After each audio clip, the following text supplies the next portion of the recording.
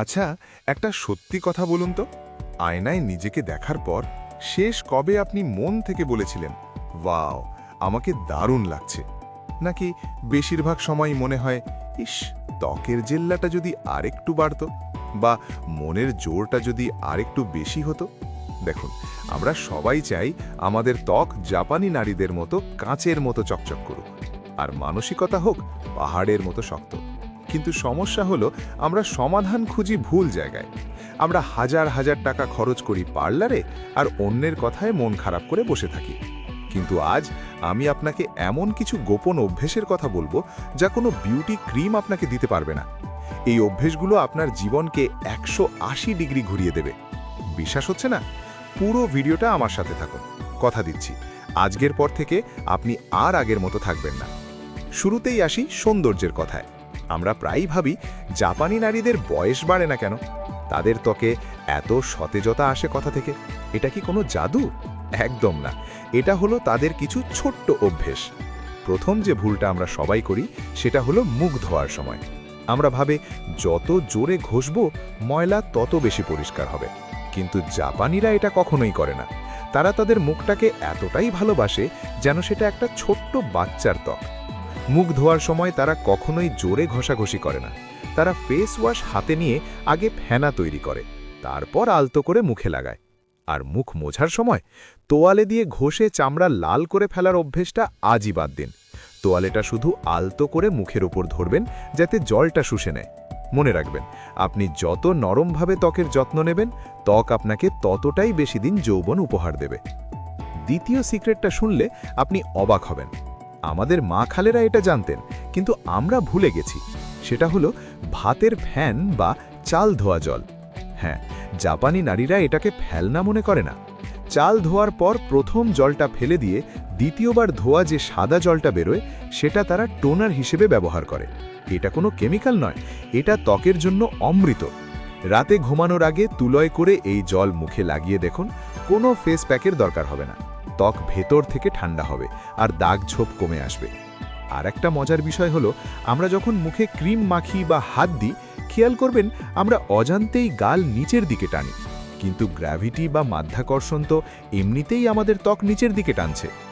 জাপানিরা সব সময় মুখ স্পর্শ করে নিচ থেকে ওপরের দিকে, থুতনি থেকে কানের দিকে, ঘাড় থেকে গালের দিকে। এতে ত্বক ঝুলে পড়ে না, টান টান থাকে। আর হ্যাঁ, মুখ ধোয়ার জন্য কখনোই গরম জল ব্যবহার করবেন না। শরীর ধোয়ার জন্য হালকা গরম জল ঠিক আছে, কিন্তু মুখের জন্য সবসময় ঠান্ডা বা সাধারণ তাপমাত্রার জল। এটা আপনার লোমকূশ বা পোর্সগুলোকে ছোট রাখতে সাহায্য করে, ফলে ত্বক অনেক বেশি স্মুথ দেখায়। কিন্তু দেখুন, আপনি হয়তো ইউটিউবে অনেক ভিডিও দেখেছেন, যেমন ত্বক ফর্সা করার 7টি ঘরোয়া উপায়। কিন্তু আসল সৌন্দর্য কিন্তু শুধু চামড়ায় থাকে না। জাপানিরা বিশ্বাস করে সৌন্দর্য শুরু হয় মন থেকে। আপনি যদি নিজেকে নিজে ঘৃণা করেন, নিজেকে অন্যের সাথে তুলনা করেন, তাহলে পৃথিবীর সেরা ক্রিম মেখেও কোনো লাভ হবে না। তাই আয়নায় দেখে নিজেকে দোষ দেওয়া বন্ধ করুন। নিজেকে বলুন, আমি যেমন আমি তাতেই সেরা। এতক্ষণ তো বললাম বাইরের সৌন্দর্যের কথা, কিন্তু একজন নারীর আসল সৌন্দর্য হলো তার ব্যক্তিত্ব। আপনি কি জানেন, একজন অসম্ভব বুদ্ধিমান নারী হতে গেলে আপনাকে ভেতর থেকেও শক্তিশালী হতে হবে? আসুন জেনে নিই, একজন স্ট্রং ওম্যান বা শক্তিশালী নারী আসলে কেমন হয়। প্রথমত, একজন শক্তিশালী নারী কখনোই সব কথা নিজের গায়ে মাখে না। লোকে কি বলল, কে তাকে নিয়ে সমালোচনা করল, এসব ভেবে সে নিজের ঘুম নষ্ট করে না। সে জানে এই পৃথিবীতে সবার মুখ বন্ধ করা সম্ভব নয়। তাই কেউ যখন তাকে নিয়ে কটু কথা বলে, সে সেটাকে ইগনোর করে। সে জানে নীরব থাকাই হলো মূর্খদের জন্য সেরা উত্তর। দ্বিতীয়ত, সে কখনো নিজেকে ছোট মনে করে না। কেউ হয়তো তার গায়ের রং নিয়ে কথা বলল বা তার কেরিয়ার নিয়ে খোঁটা দিল, কিন্তু সে জানে তার ভ্যালু বা মূল্য অন্য কেউ নির্ধারণ করতে পারে না।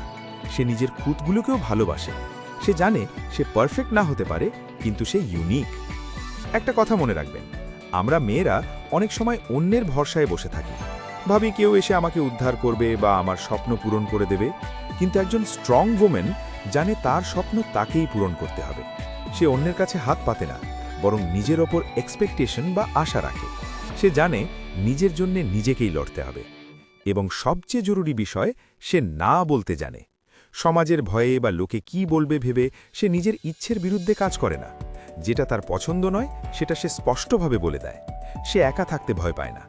আপনারা হয়তো অনেক সময় খোঁজেন যে 7টি কাজ করলে পুরুষ আপনার প্রেমে পাগল হবে, কিন্তু বিশ্বাস করুন, একজন শক্তিশালী নারী কাউকে পাগল করার চেষ্টা করে না। সে নিজের ব্যক্তিত্বকে এমন উচ্চতায় নিয়ে যায় যে মানুষ তাকে সম্মান করতে বাধ্য হয়। সে একা থাকাকে উপভোগ করে। সে জানে নিজের সঙ্গের চেয়ে ভালো সঙ্গ আর কিছু হতে পারে না।